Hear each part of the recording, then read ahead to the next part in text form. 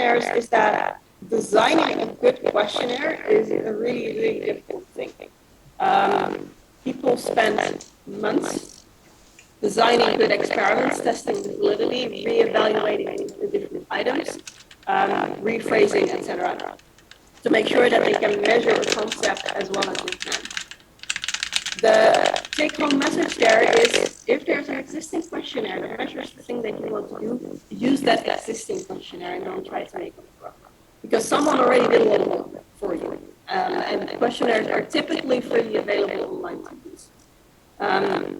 There's sometimes cases where you cannot really avoid it because there's nothing that really suits your needs. But you can still see whether you can take a portion of the questionnaire that's a separate component. So trust, which I just mentioned, you have questionnaires that have different questions for measuring ability and integrity. And then you could take one component and not use the others. Or you could try to slightly adapt questions, make them about an agent instead of a human, is an obvious example. Then you're not using the exact same questionnaire, but you're hoping to at least keep some of that validity that you had. If you do make your own questions, like I said, think about what it means, and make sure to test the internal validity at the end. So, recap.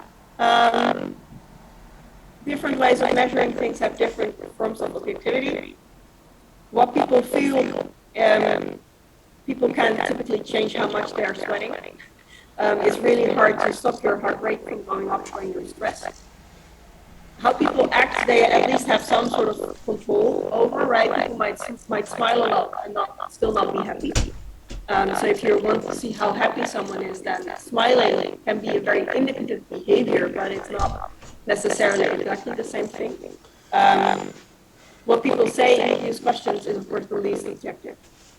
That's not always bad, right? Sometimes you want to know what people say and think